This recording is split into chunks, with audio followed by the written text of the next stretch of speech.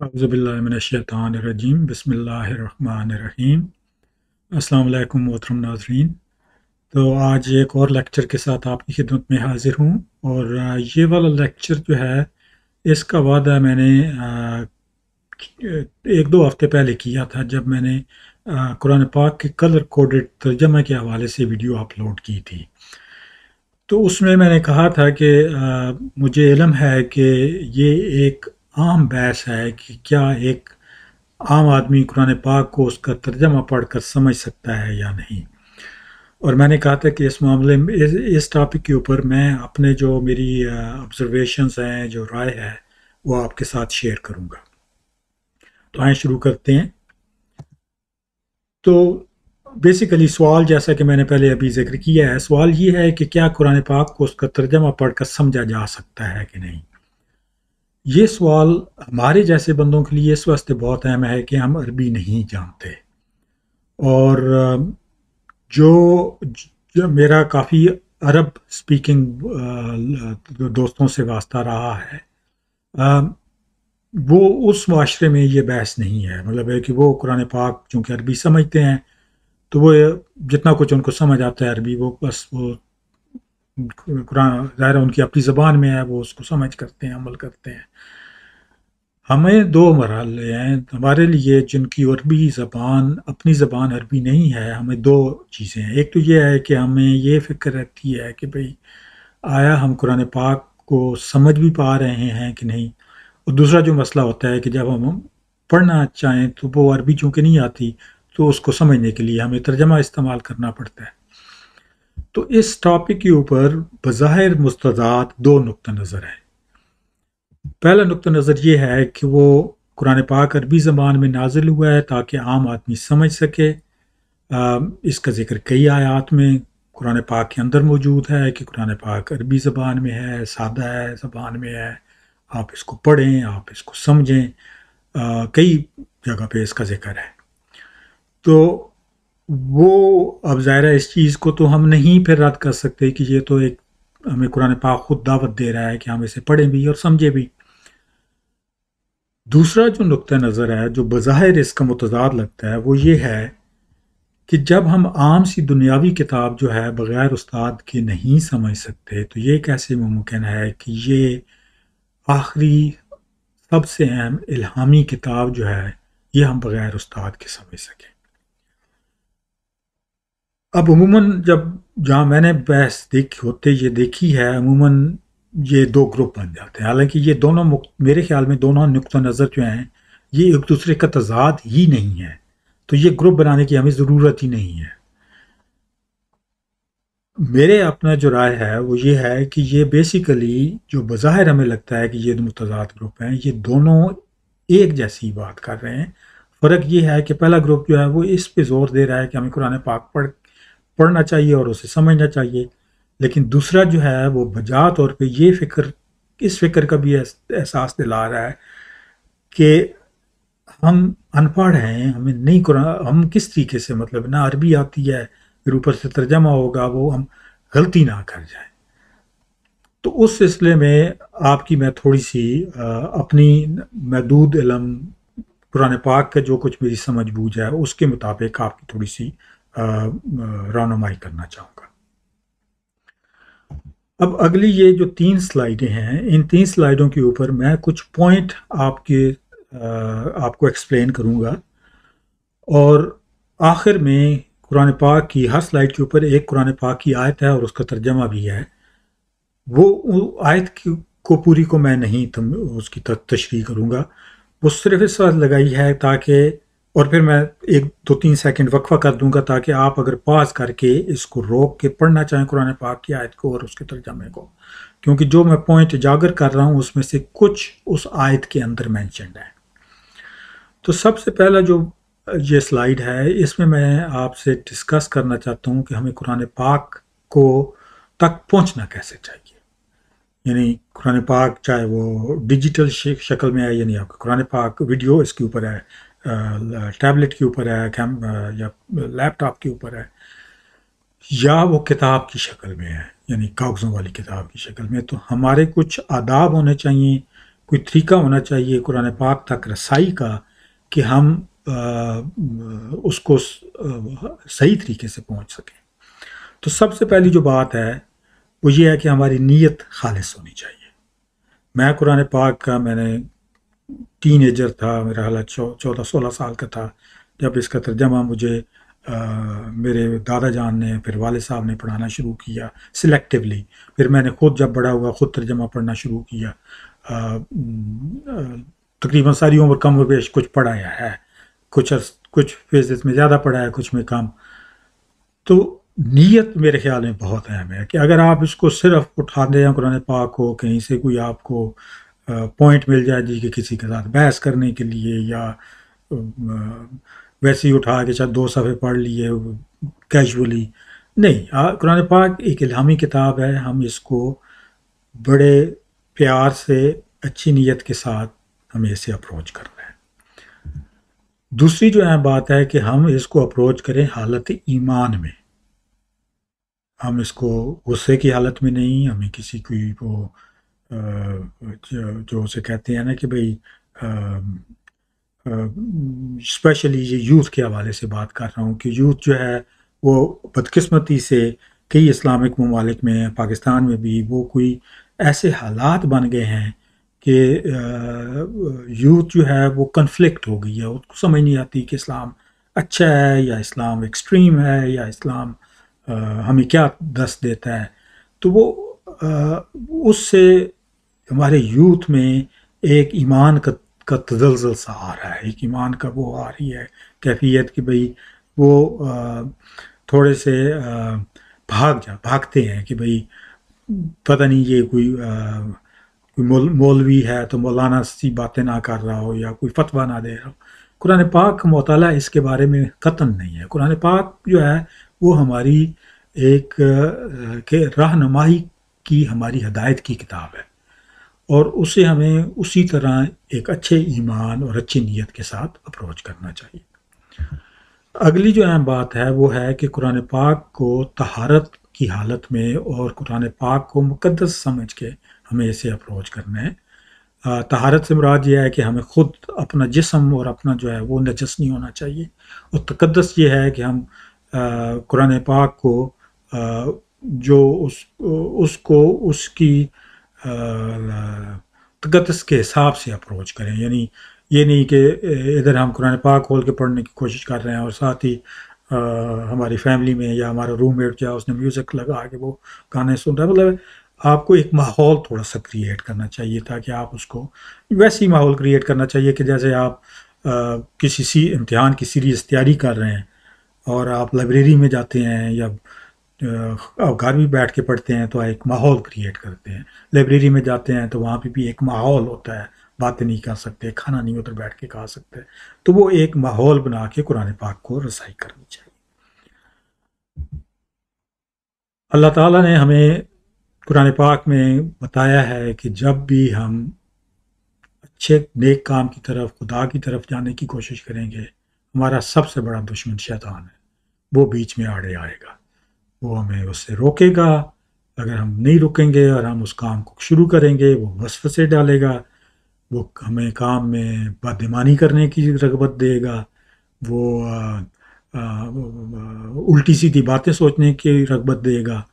تو ہمیں شیطان مردود سے جو اللہ تعالیٰ کی پناہ میں رہنے کی دعا کر کے، یہ بہت ضروری ہے کہ ہم قرآن پاک کو جب شروع کریں، کہیں بھی پڑھنے بیٹھیں، بیچ میں وقفہ آ جائے تو ہم شروع کریں اعوذ باللہ من الشیطان الرجیم، اور ساتھ ہی ہم اس نیت سے پڑھیں قرآن پاک کو کہ ہم اللہ سے ہدایت مانگ رہے ہیں، کہ یہ جو ہمارا مطالعہ ہے یہ اللہ تعالیٰ سے ہدایت کے لیے ہے اور تنقید کے لیے نہیں ہے یا بحثوں کے لیے نہیں ہے۔ تو یہ چند جو پوائنٹ ہیں یہ اہم ہیں کہ ہم قرآن پاک تک رسائی کیسے کرتے ہیں۔ تو جیسا میں نے کہا ہے کہ یہ ایک آیت ہے اور ساتھ ہی اس کا ترجمہ بھی ہے، آپ اس کو اگر پڑھنا چاہیں تو پاز کر کے پڑھ سکتے ہیں۔ اس میں وضاحت کی گئی ہے کہ کس طریقے سے قرآن پاک کی یا اللہ کی کوئی بھی ایک ہی علامت یا آیت جو ہے وہ کس طرح جن بندوں کے دماغ میں ٹیڑھا پن ہے ان کو وہ غلط سمت میں ڈال دیتی ہے، لیکن جن بندوں کی نیت صاف ہے، جن بندوں کا خواہش خالص ہے، جو اللہ کی پناہ میں رہ کے شیطان سے بچ کے کرنا چاہتے ہیں کس طریقے سے وہی چیز، ان بندوں کو رہنمائی دکھاتی ہے، لیکن جو فاسقین ہیں ان کو غلط راہ دکھاتی ہے۔ اب اگلی جو بات ہے وہ ہے کہ قرآن پاک کو ہم نے کھول تو لیا، اب اس کو پڑھا کس طرح جائے؟ تو اس کے لیے چند اہم چیزیں ہیں کہ جو چاہے آپ قرآن اگر آپ کو کوئی بھی ترجمہ پڑھ لیں، میں یہ بھی وضاحت کرتا جاؤں کہ جو بھی مستند ترجمے ہیں، پہلی بات تو یہ ہے کہ ترجمہ چاہے ایک انسان کی لکھی ہوئی کتاب کا ایک زبان سے دوسری میں کیا جائے، وہ اوریجنل زبان کے ساتھ انصاف نہیں ہو سکتا۔ اور یہ تو الہامی کتاب ہے، اتنی کمپیکٹ یہ کتاب ہے کہ آپ کو میں کیا بتاؤں، کہ مطلب ہے کہ ایک ایک آیت میں اتنا زیادہ بھرپور میسج ہے، اتنے پیارے طریقے سے، اتنی جسے وہ کہتے ہیں نا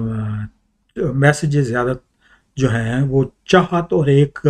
تعلق کے ساتھ ہیں۔ وہ جب آپ عربی سمجھنا شروع ہو جائیں اور ان الفاظ کے اوپر غور کریں تو یقیناً کوئی بھی ترجمہ جب ہوگا تو وہ اس چیز کا وہ نہیں کر سکتا، وہ اس چیز کو ٹرانسلیٹ نہیں کر سکتا، وہ امپریشن کو نہیں کر سکتا، صرف الفاظ کے معنی ٹرانسلیٹ ہوں گے، اور وہ بھی اچھے، وہ بھی ایگزیکٹلی نہیں ہو سکتے، کیونکہ قرآن پاک میں کئی مطلب لفظ کے ایک سے زیادہ اگر مطلب ہیں، یا لفظ کے مطلب ایک ہی ہے لیکن متبادل زبان میں اس کے 2-3 لفظ ہیں، تو وہ پھر کوئی ایک لفظ استعمال کرے گا، کوئی دوسرا استعمال کرے گا، تو وہ 19-20 کا فرق ہوگا۔ لیکن وہ سارے تراجم جو بھی مستند میری نظروں سے گزرے ہیں، میری ناقص کم جتنا علم میرے میں ہے، وہ اچھے ترجمے ہیں، آپ کو اچھائی کی طرف وہ لے کے جائیں گے، اور اس لیے آپ اس بحث میں نہ پڑھیں فلانا ترجمہ بہتر ہے یا نہیں ہے، آپ یقیناً ایک سے زیادہ ترجمے استعمال کریں۔ اور اسی واسطے وہ جو کلر کوڈڈ اردو اور انگلش ساتھ ساتھ میں نے ایک ہی ڈاکومنٹ وہ تیار کیا ہے، اس کی نیت بھی یہی تھی کہ تاکہ آپ کو ایک سے زیادہ ترجمہ کرنے دیکھنے کا موقع ملے، اور کلر کوڈڈ جو ہے وہ لفظوں کے زیادہ قریب ہوتا ہے بنسبت سے اس پہ کہ وہ ترجمہ کہ جو ذرا وضاحتی ترجمہ ہو۔ تو پڑھائی کے حوالے سے جب آپ قرآن پاک کو پڑھیں تو بہت ساری باتیں ہیں جو آسان ہیں، مثلا اگر آپ وہ آیت پڑھ رہے ہیں کہ جس میں غیبت سے منع کیا گیا ہے، بڑی واضح سی آیت ہے، صاف میسج ہے، آپ اس کو پڑھیں اور اس پہ عمل کریں کہ غیبت ایک بری عمل ہے، اور عمل آپ یہ کریں گے کہ غیبت نہیں کریں گے۔ یا آپ آیت پڑھتے ہیں جس میں نماز کی اہمیت اجاگر کی گئی ہے کہ بھئی اچھے جو مومن ہیں، متقین ہیں، وہ نماز پڑھتے ہیں، تو سادی سی بات ہے، آپ اس کو سمجھیں اور اس پر عمل کریں۔ روزوں کے بارے میں جو قرآن پاک کی آیات ہیں، روزے کی اہمیت ہے، اگر آپ کو سمجھ آئے آپ روزہ رکھیں۔ جو تشریح والی بات ہے کہ نماز کے لیے وضو کیسے کرنا ہے، یا نماز جو ہے وہ اس کا قیام اور رکوع اور سجود وہ کیسے ہوں گے، وہ والی چیزیں ہیں کہ جو آپ کو علماء سے پوچھنی پڑیں گی اگر آپ کو پہلے نہیں پتہ، یا کسی پڑھے لکھے بندے سے پوچھنی پڑیں گی۔ تو جو چیزیں آپ مشکل لگتی ہیں، یعنی جن کے لیے آپ کو یا تو یہ ہے کہ ان میں ایک پروسیس ہے اور وہ قرآن پاک میں نہیں آپ کو مل رہی، وہ ہم نے سنت سے لی ہے، سنت سے ہمیں پتہ چلے گا، تو اس کے لیے تو آپ کو یقیناً کسی پڑھے لکھے بندے سے پاس جانا پڑے گا۔ لیکن ساتھ ہی قرآن پاک کے اندر جو باتیں مشکل ہیں، اور وہ مثلاً کوئی مشکل ٹاپک آپ لے لیں کہ جیسے مشکل سے مراد یہ ہے کہ جس میں وہ ایک تو مشکل یہ ہو سکتا ہے کہ وہ ٹاپک ہی مشکل ہے، جیسے جہاد، کیا ہے جہاد، کس کس خلاف لڑنا ہے، اپنا جہاد جو ہے کیا ہے، کہ آدمی جو خود جس اپنے اوپر کرتا ہے، شیطان کے خلاف جہاد کیا ہے، کافرین کے ساتھ، تو مشکل ٹاپک ہے اور عام بندے کو اس میں اتنا ضرورت بھی نہیں ہے۔ تو یا تو اس پہ مزید پڑھیں، قرآن پاک سے پڑھیں، قرآن پاک سے باہر پڑھیں، سنت حدیث کی کتابیں پڑھیں، یا دوسری جو مشکل چیز وہ والی ہو سکتی ہے کہ جو باتیں اتنی مشکل ہیں کہ وہ ان کا آپ کو سمجھ ہی نہیں آ رہی، آپ اس کا ترجمہ پڑھ رہے ہیں لیکن وہ سمجھ نہیں آ رہی، اس پہ بھی آپ رہنمائی لے سکتے ہیں۔ لیکن قرآن پاک خود بتاتا ہے، جیسے کہ میں یہ آیت جو اس سلائڈ پہ شیئر کروں گا اس میں واضح ہے کہ قرآن پاک میں یقیناً بہت ساری ایسی آیتیں ہیں کہ جو متشابہات ہیں، اور ان کی جو ایگزیکٹ انڈرسٹینڈنگ ہے وہ عام دنیا لوگوں کے بس کی بات نہیں ہے، وہ عالموں کو بھی بس کی بات نہیں ہے۔ عالم اپنے عقل اور حکمت کے ساتھ وہ اس کو تشریح کر لیں گے، لیکن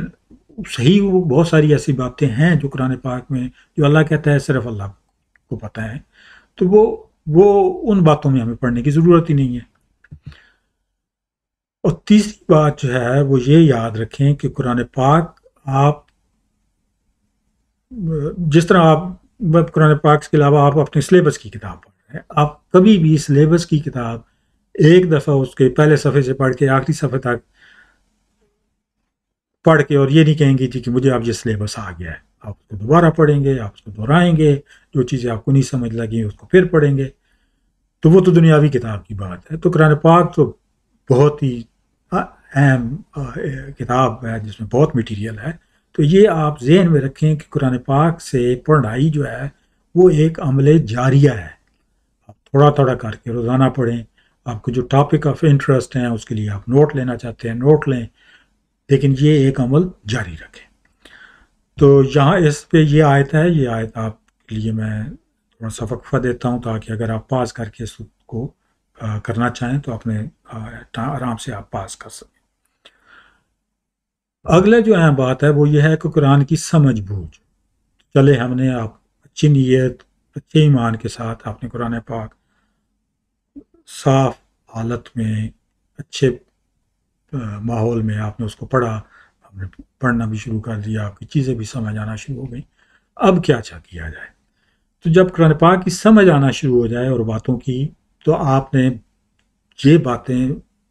پلیز پلے باندھ لیں۔ پہلی بات تو یہ ہے کہ اپنے علم کو مظاہرہ عمل سے کریں۔ اگر آپ کو سمجھ آ گئی ہے کہ نماز بہت اہم ہے، نماز قائم کرنا بہت اہم ہے، تو نماز قائم کریں۔ سمجھ آ گئی ہے کہ غیبت کرنا بہت برا عمل ہے، غیبت کرنا چھوڑ دیں۔ سمجھ آئی ہے کہ بھائی غریبوں اور یتیموں کی مدد کرنا بہت اچھا عمل ہے، تو غریبوں اور یتیموں کی مدد کریں۔